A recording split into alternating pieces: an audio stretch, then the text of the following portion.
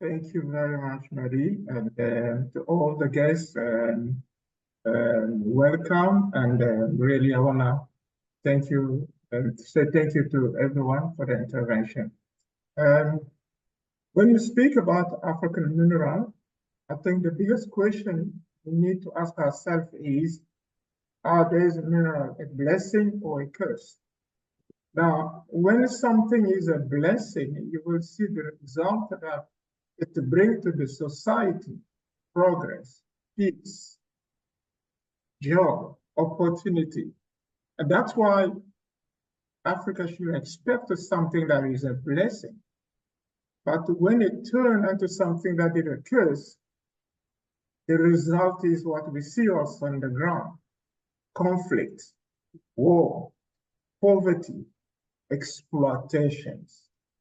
Now, especially when we speak about war in Africa, everybody knows what is happening in the region.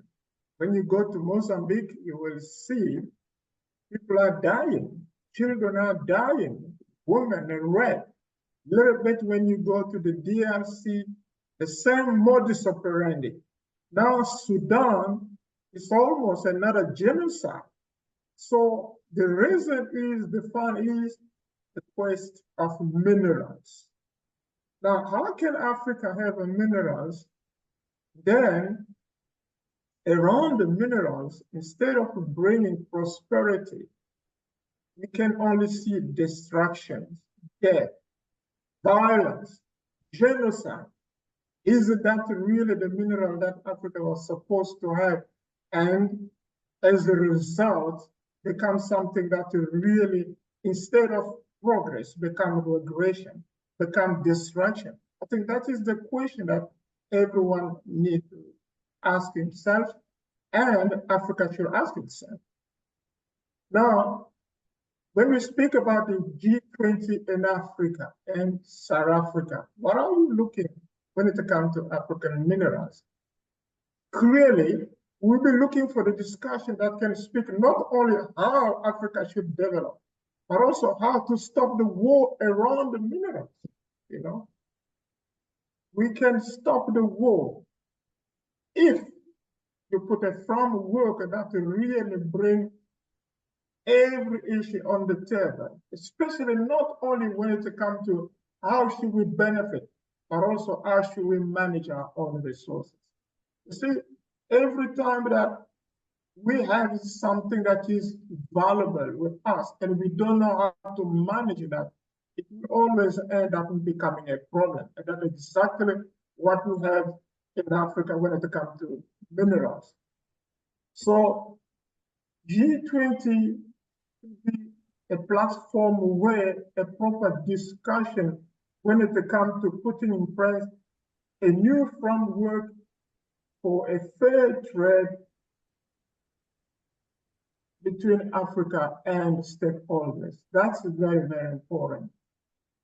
So the rationale for the new frameworks, according to what we believe can happen, is that advocates are for a new framework is necessary to address the following issue in the current mineral system trade. The first one is liquid exchange, and then we have the geopolitical vulnerability, and then sustainable development, climate justice. Those are the issues that require that when we have a proper framework, those issues can be resolved. So what are we expecting? We expected that the current G20 action, the framework currently being developed, and to promote a fair value chain and local verification, like follow previous partner states, and then encourage transparent and mutually beneficial partnership between supplier and consumer nation, and then ensure minerals serve as catalyst for sustainable development worldwide. So while the G20 framework is currently voluntary, advocates within academia and civil society are arguing are arguing to cooperate a stronger, more binding commitment to ensure equitable outcome for developing nations.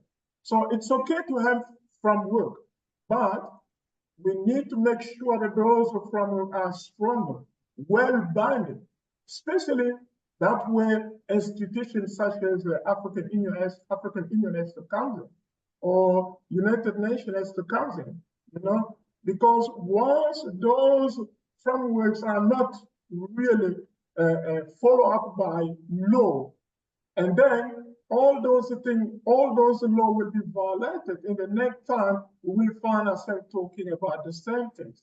So we believe that the issue of mineral in Africa, yet one side they may bring prosperity, but to the other side, as long as we don't have a proper framework that really look on the issue to bring order in the industry, Africa will continue to struggle with its own minerals. Thank you.